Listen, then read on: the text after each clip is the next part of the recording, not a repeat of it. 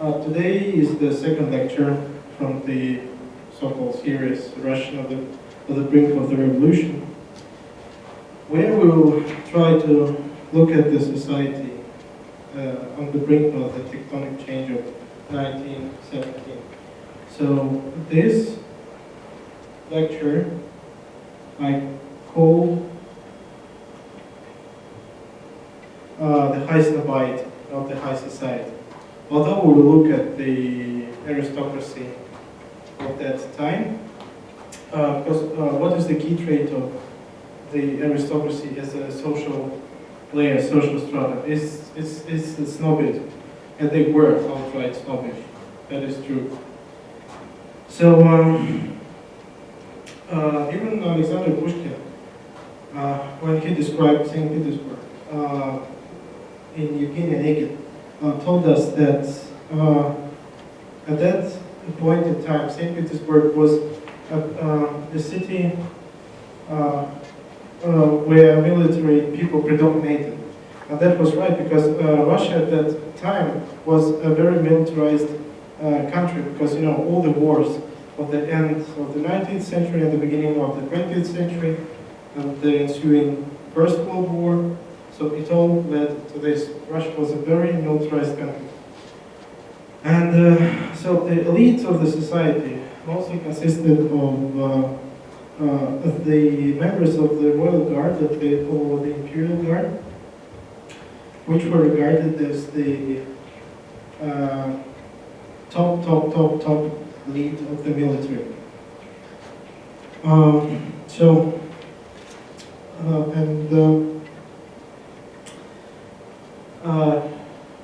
Here we can see the Emperor Nikolai II in the uniform of the Royal Guard, inspecting actually the parade.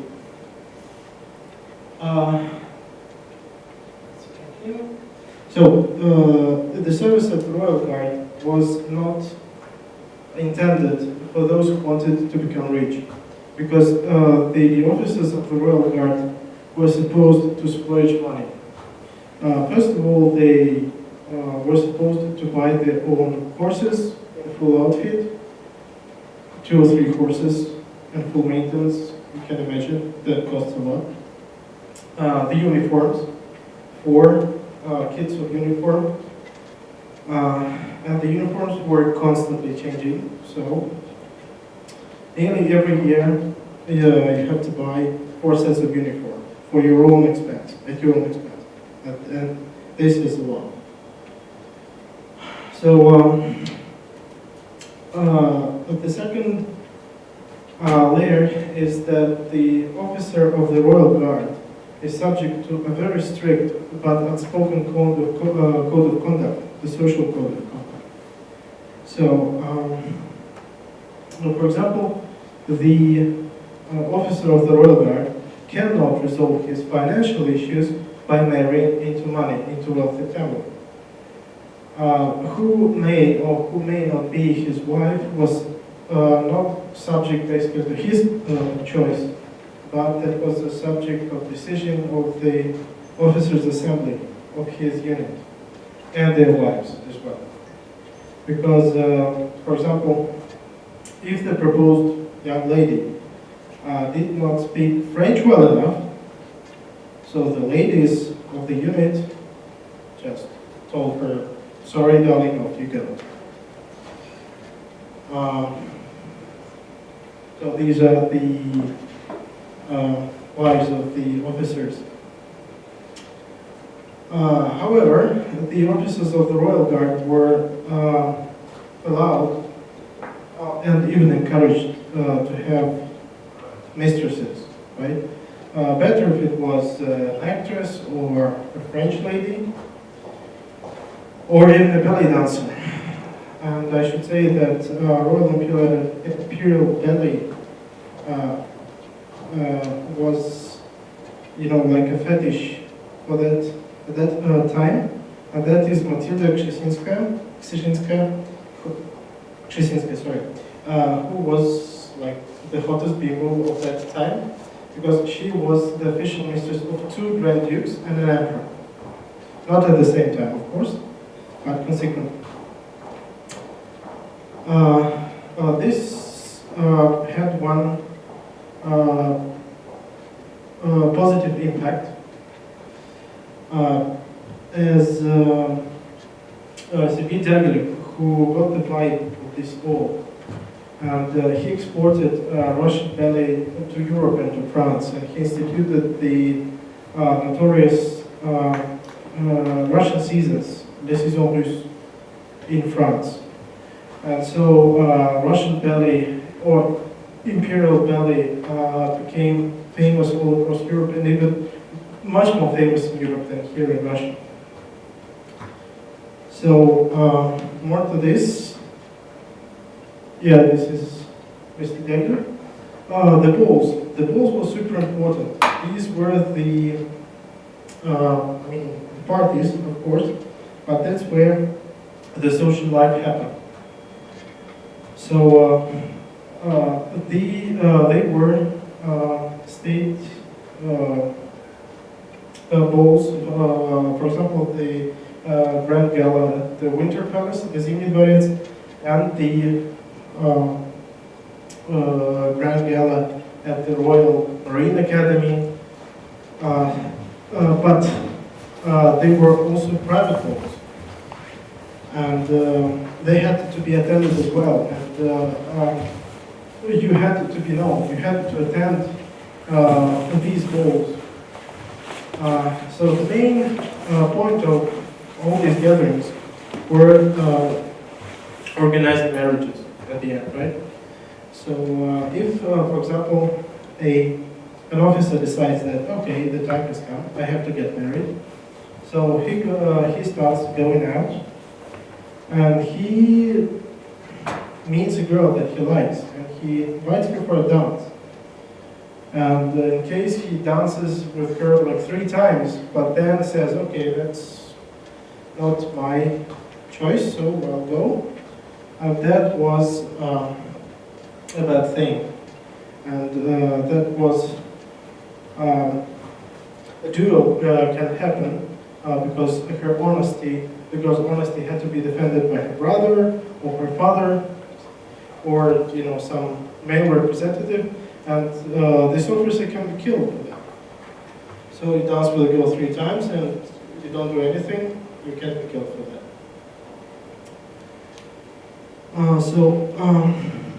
Once in a while, the aristocracy found themselves some kind of a fetish, as for example with the ballet.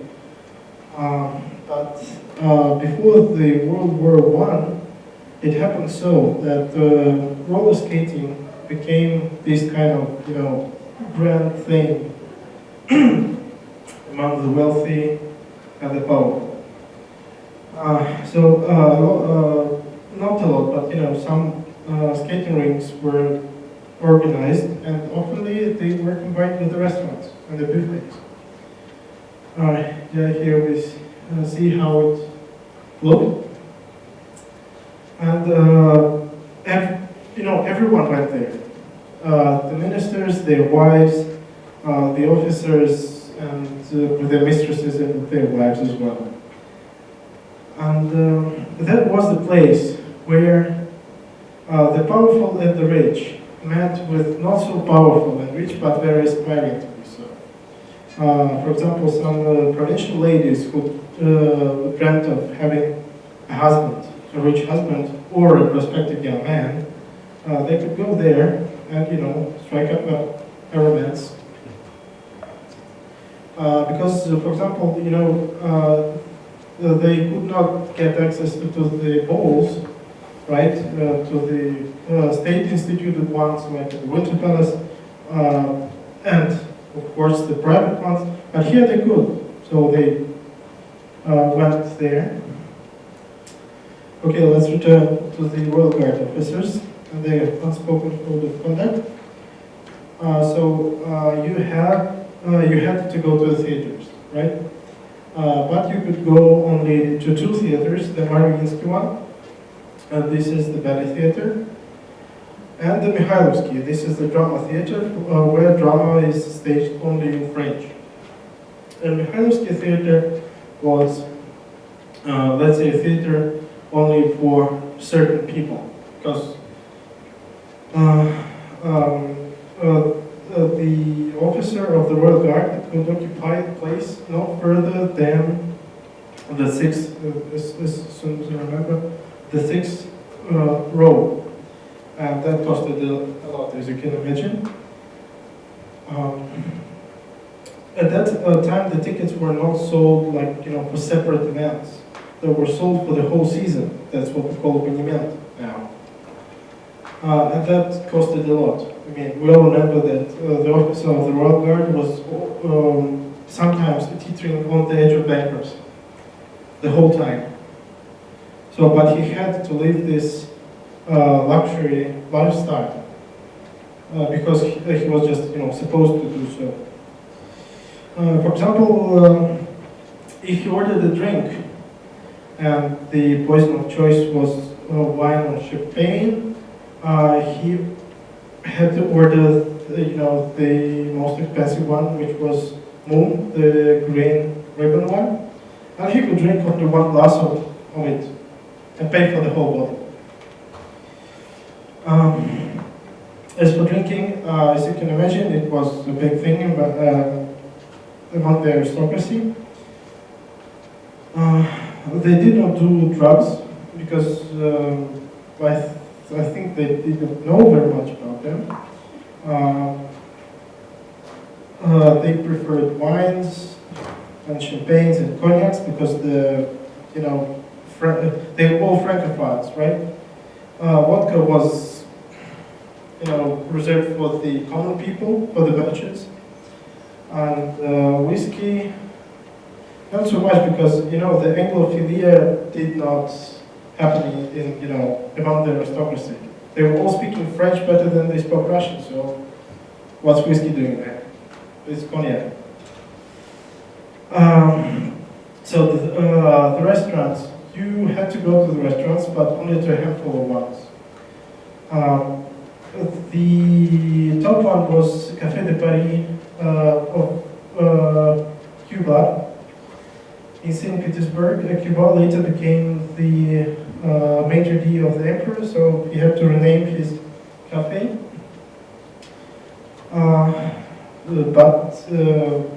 What was needed at that time from a restaurant? Few people, good food, and a lot of silence to get things done, right? Because the powerful people went there to discuss who's paying, who, how much, in kickbacks or black money, who's going promoted, who's not going promoted. So Cuba catered for this. There were a handful of restaurants, all French cuisine, because in St. Petersburg at that time, there were no restaurants of Russian cuisine or any other cuisine, only French ones.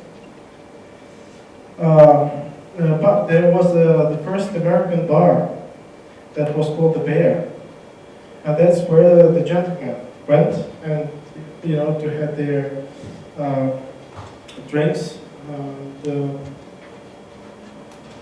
You can see, I think it was a good one.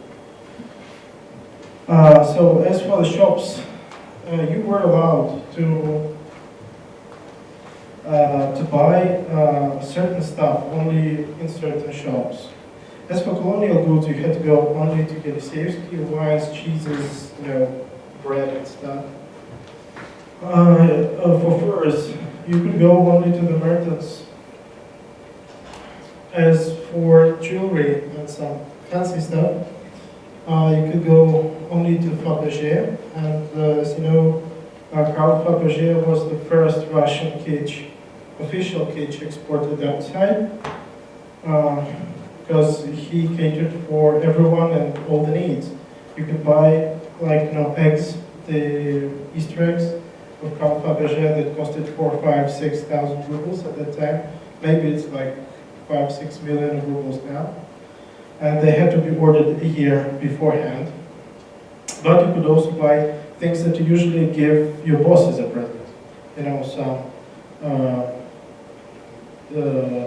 firelighters or stuff for the pans or whatever. So, yeah, the eggs, the Fabergé eggs. That's the interior of his shop at that time.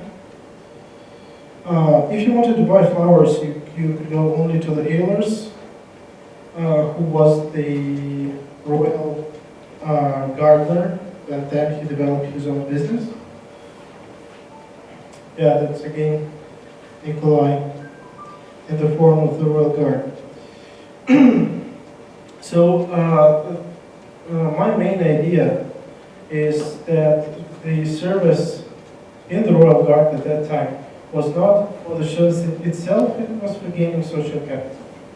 Because royal guard at that point served as what they call an HR reserve. I mean, the pool of prospective candidates for the top governmental positions. For example, if I can imagine the situations where the ministers gather at the cafe of Monsieur Cuba, and in the silence they sit and contemplate, oh, the governor of Kaluga region has died, right? He was like 70 years old. Who can be the new governor? For example, Peter Sheremetyev, who has been the commander of the Sumskoy division of the Royal Guard for 5 years. I mean, that can be enough. So why don't we make him the governor of the Kaluga region? So,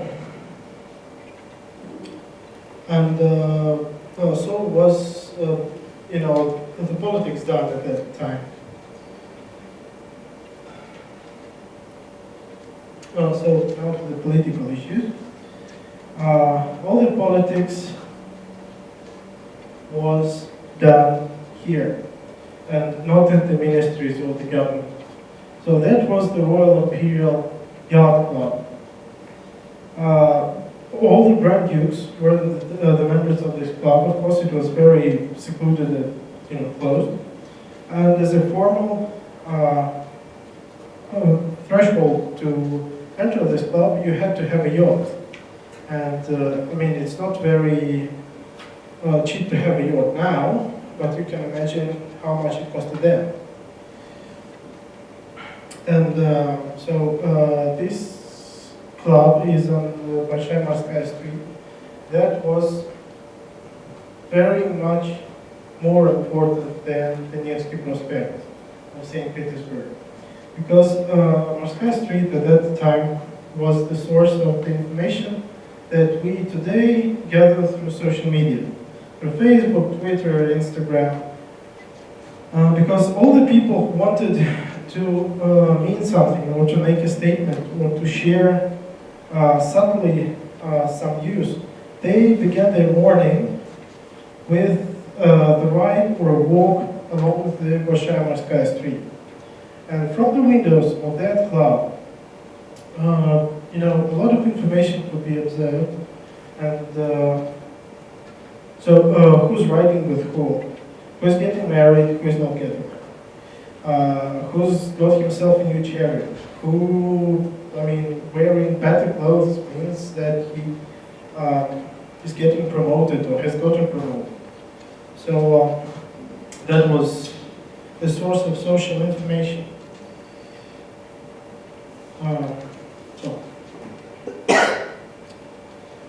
The gossip. Of course, everybody wanted to know where the wind was blowing. So everybody wanted to know what the emperor was thinking, what his wife was thinking, more importantly, because she was very protective of her husband and very jealous of him. And of course, everybody wanted to know what Rasputin was doing. Was he at his village?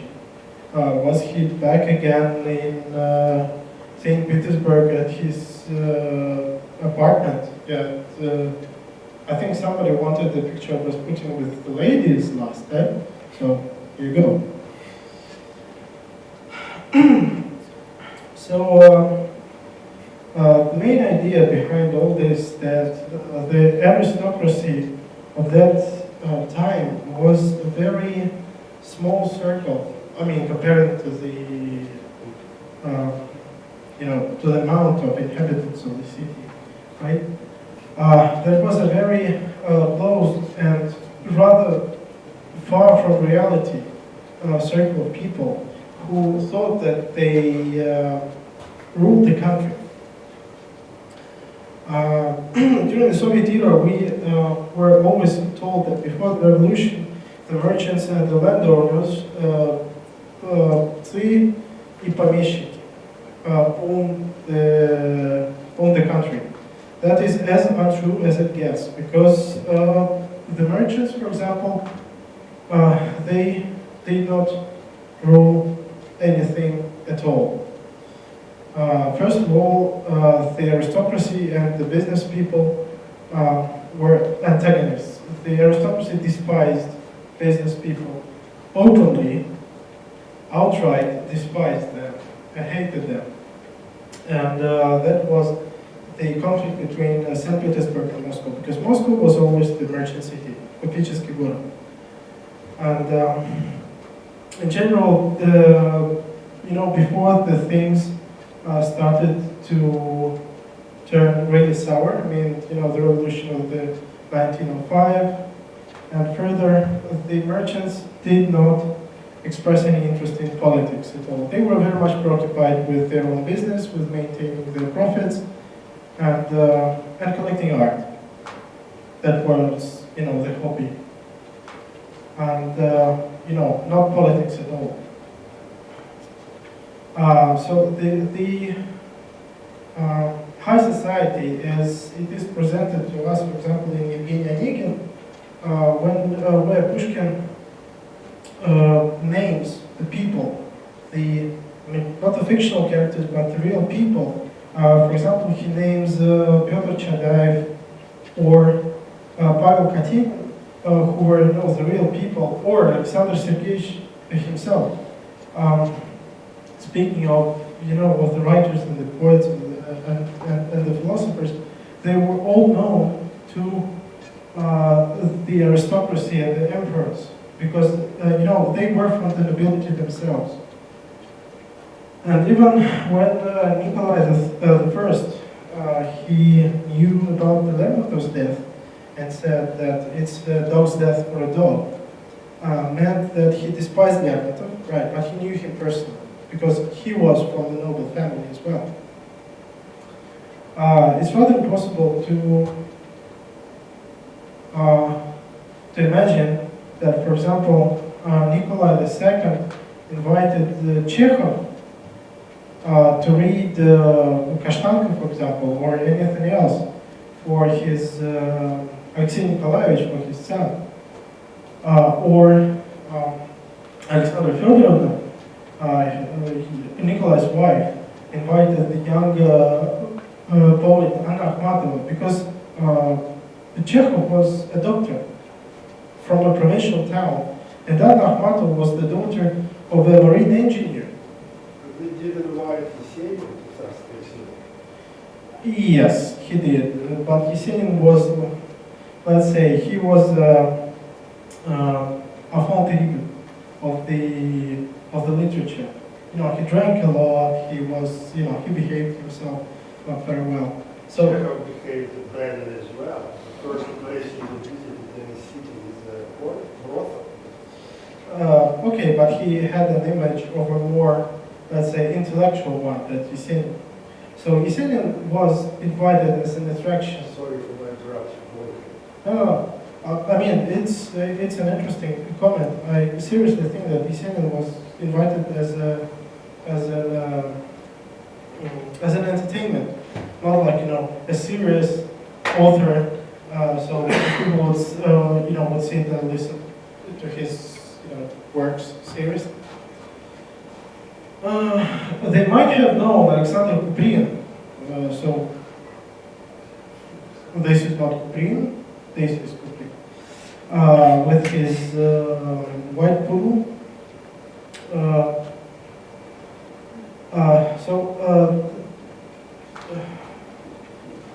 The aristocracy of that time may be very much like the elites are now. They did not preoccupy themselves with work or maybe some serious thinking. the main topic of the discussion was fashion, as it is now, I guess. These are the hot fashions of the 1910s. And the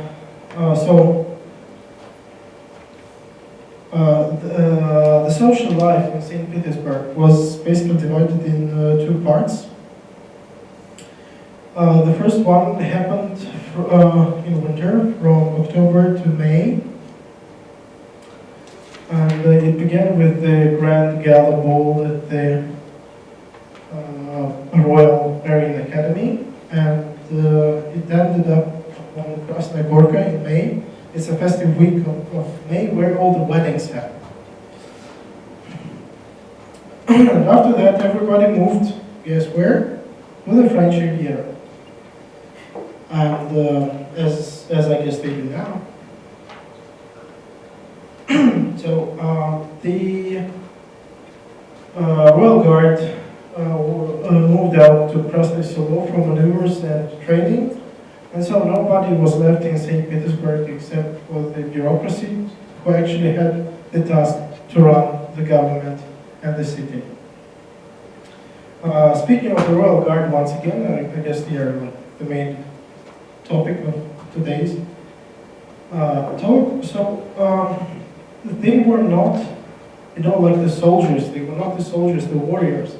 They were basically young, fit, hip men, well-educated, very well-traveled, who spoke several languages fluently. French, always, better than Russian. English, German, and Italian were the top languages. But however, they were very much alike. They were educated in more or less identical institutions. They more or less came from one social background. So they traveled to the same destinations. Everybody visited France and Italy and England. But I mean, nobody went to Americas or to Australia or to Africa. So the aristocracy of that and the high society lived in an ivory tower, and they were very much disconnected from the reality, and that was the main issue and the main problem. So when the revolution happened, they were the last ones to adapt. They were the worst ones to adapt. So, they were the first ones to emigrate or to run away from Russia. Guess that's it for today. It was very short, but questions, please.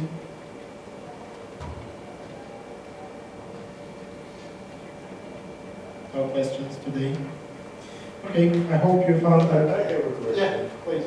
Thank you very much. Great photos. And it came late, but I think what you implement in your lecture, that there was a gap in life standard, which was reflected in your presentation, in the amount of money available to spend on entertainment or on your house. And I will argue against it, because what is important in other revolutions, not necessarily the amount of money or envy for money, which allows you to live luxurious life, but generally different aesthetics. So revolution can come on the basis when one group of people hates another group of people, not because they're richer, but because they're different. Yes. So they profess different aesthetics. For instance, when Romans left England, some people continued to live a Roman life. And other people live in the countryside, and they live probably even better. But they hated those who lived in aesthetic established by Romans. And that's why they started to essentially kill these people and finally destroyed all the irrigation and sewage lines and so forth. Yes, and the Roman Same in Russia. It's not necessarily money, because not all of aristocracy was rich, or not all of them served in the royal guard. And if you look at the appointments of Nicholas II, he appointed lots of people from lower ranks, like ministers of defense and Skobelev, for instance. Well, it was in the previous Tsars, he was not of very high rank. Sukhamlinov, who was a minister of defense during Nicholas II, he was not of the high rank. He wasn't even from the... It was Alexeyevskoye училище, where everyone can send his child to educate. So I would argue this. That's true that the press would use this affluent image of aristocracy to instigate the spirits of people against them. But generally, when they lost, the way they lost is that the aesthetics of this time already went ahead. So if you look at nowadays, if you look at people who pay money for Skoltech and come here sometimes to visit us, they wear these suits with bright cravats. And people who really work here, they already demonstrate other aesthetics. So what I want to bring to attention of the audience is that the difference in attitude to life, rather than the cost of living, is the most important difference, which drives people eventually to despise each other and to fight each other, and to replace their aesthetics with other aesthetics. Thank you. That was a very long comment. Yeah, it was a very good one. Yeah, you're absolutely right. When one group of people hates another group of people, I mean, money can be a reason or an issue, but I don't think it's, this kind of envy is very basic, but I think it's not enough for a revolution. The disagreement between these two groups of people bound to one society should be really, really more profound and more deep. And here, your comment, thank you very much, about the difference in aesthetics and more, basically ways of life and the outlook of life. I think this is the basis where the revolutions usually start and happen. So, yeah, thank you very much once again. I have one question. Yeah. So, you told us that many people make this luxury style of life because, for example, they bought a bottle of wine and then they drink on the glass. Yeah. Only because they was supposed to do it. Yes. But are there any people, was there any people who didn't do what I was supposed to do? Yes, of course. What happened for So yes, of course. I was speaking only about the officers of the Royal Guard, like it's really blood, because they were subject to this unspoken code of conduct, a very harsh one, a strict one, but unspoken. So, of course, the other, aristocracy, not military, for example, they were not military. They had their own code of conduct, and there are other, rules that may have differed for that from the military ones. I could not remember now from the top of my head, if anybody else bought a bottle of wine, could drink one glass of it and basically pay for the whole bottle. That was, the issue only for the officers of the Royal Guard. But I guess, it happened. Thank you. Did the officers of the Royal Guard take part in the war? Sorry? Did the officers of the Royal Guard take part in the war in the military area? In the First World War, yes, of course they did. And Nikolai II, he didn't go there. The last war that he actually went to was the Russian-Japanese war. Nicholas II was in Stavka almost all this First World War. He was with his generals.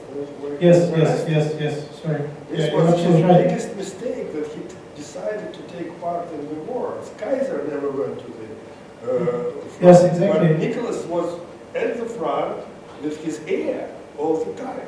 Yes, and he left the aristocracy at St. Petersburg unattended, and that allowed for the unrest, to boil, to be less regulated. Yeah, you're absolutely right. Thank you. I have one more question. What are the main reasons why the style of life of these officers became particularly this? Well, I think it just, happened gradually over the time. There's all unspoken social rules, they come and go, they change, they somehow happen to start and then to be. So over the time, I guess, a lot of, things happened, and, some conclusions were made. And somehow, it happened so that the people had to behave themselves this way. Every social group has its own unspoken code of conduct. When it became a big difference from a previous tradition? I think it started from Catherine the Great, this affluent living of the officers of the guard. And everybody here, from Russian audience, would remember from Грибоедов lines. Когда из гвардии иные от двора сюда на время приезжали, кричали женщины «Ура!» и в воздух чепчики бросали. Means when somebody would came from the Royal Guard or from the Corps, the ladies will forget about how to behave. Yes, To yes. throw chepchik in the, Yeah. it means just to make yourself available eventually. So they were Yeah. popular. Yes, because they had money. The Royal Guard started with Peter the Great, but Peter the Great was well known for his, very strict outlook on the lifestyle of the military people. And Catherine the Great, she instituted this luxurious lifestyle for those around her. And you're absolutely right. I guess it all started there. And gradually, through the centuries, it came to this. It's interesting also you compared Moscow and St. Petersburg. Whoever goes to St. Petersburg, I recommend you to go to the Alexander Nevsky Cemetery. And this is the cemetery where aristocracy was buried. You wouldn't find there a single Christian cross. It was all tombs in a style of masonry, so almost no Christian symbolic. And if you go to Moscow, Novodevich, and other cemetery, everywhere you will be Christian crosses. Although during Nikolai II, aristocracy started to understand that they have to come back to Christianity, or at least to demonstrate their Christianity. But this already was too late, and that's why this Rasputin comes and all crazy people doing some miracles and so forth. But these guys with the beards, who were one of the photographs, the merchants of Moscow, they were adepts of a very strict Christianity. They never accepted actually Raskol. And most of the merchants of Moscow, they were open or hidden Raskolniki. And if you go to Rogozhskaya, Staraya Vera, There was a Raskol in Russian church, or split in Russian church, during father of Peter the Great. So these men of trade, That's the they topic never accepted official. of the next one. Yeah, Yes. yeah, sorry about that. We're gonna And that's talk why about- they supported revolution, and this was again aesthetic difference. Yeah, we're going to talk about Kopechество. 905 revolution was on money of these bearded people who believe they're true Christians. Thank you very much for the comment. The next time we will speak about the merchants, the Kopechество.